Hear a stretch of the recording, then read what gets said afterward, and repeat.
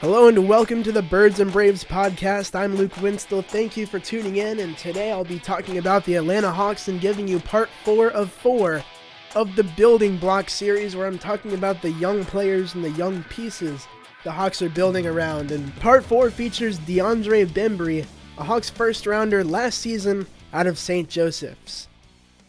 Bembry was the second first round pick the Hawks had. The first was Taurean Prince. They took him number 12 overall.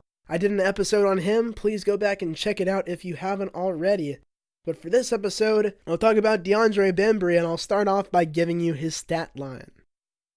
This season, Bembry's averaged 4.8 points per game. He shot 37.5% from the field, 35% from the three-point line, and 66.7% from the free throw line.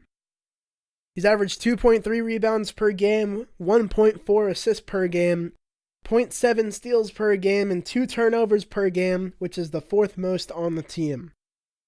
One note I have to start off on Bembry is he's now been dropped out of the rotation in Atlanta because he struggled mightily on offense, and that's a common theme I'll be talking about a good bit on today's show. One thing that I've really liked about him is that he's a fantastic defender. He's tough, long, and can guard multiple positions, and he defends ball handlers and passing lanes well and works across screens superbly.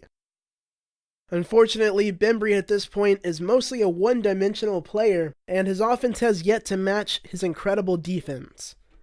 He went down with injury in the first game of the season and didn't get back on the floor until the Hawks' 16th game of the year, so it's still kind of early for him. The injury made it hard for him to find a rhythm and work into Coach Bud's rotation.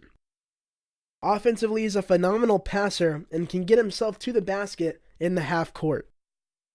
However, he has turned the ball over at a high clip, and he has been plagued by turnovers so far throughout his NBA career, and an example of that is back on December 6th of 2017, he turned it over 6 times against Orlando. Additionally, his shooting numbers are lower than they should be. 37.5% field goal, 35% three-point, and 67% free throw, but they are an improvement on the numbers he posted in 38 games played last season. Overall, he's one of the team's best defenders and is a game changer on that side of the ball, but offensively, Bembry's got to improve in order to break back into the rotation and allow Coach Bud to rely on him in longer stretches. Bembry could get the opportunity to break back into the Hawks rotation if the Hawks trade a player away during the course of the season, and then the opportunity could present itself for the second-year player to break back into the rotation and get more minutes than he ever has in his NBA career. But he must start now by proving he's ready for a bigger role on the team. At this point, I give him a bit of a pass because of his early season injury, but he has to start showing progress, especially offensively, soon if he has any plans of getting back into the rotation.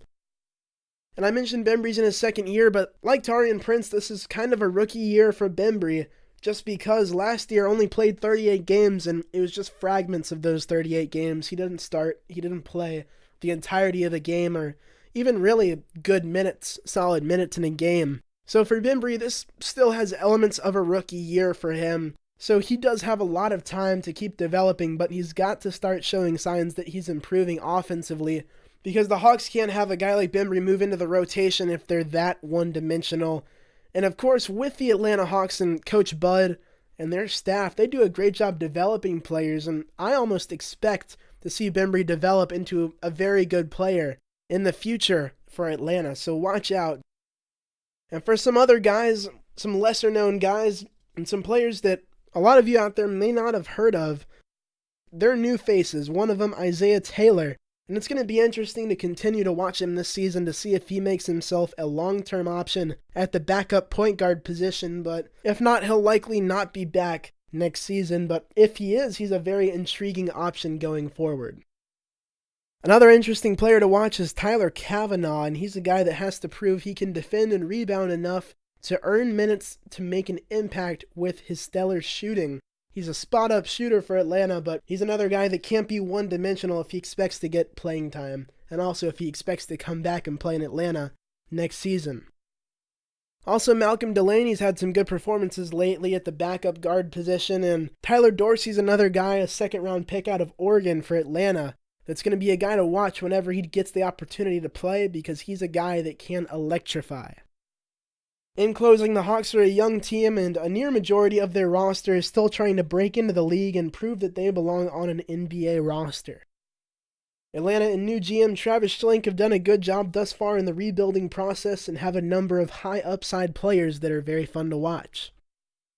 The core of the front office is currently building around is solid, and I'm a big fan of a lot of the players that they acquired last off-season. Tune in to the next episode of the Birds and Braves podcast, where I'll discuss and grade how last year's free agent class has fared thus far this season and more. Thank you for tuning in, and please be sure to follow the podcast on social media at Birds Braves Pod. I'm Luke Winstel. I appreciate your support of the show, and I will see you back soon with another episode.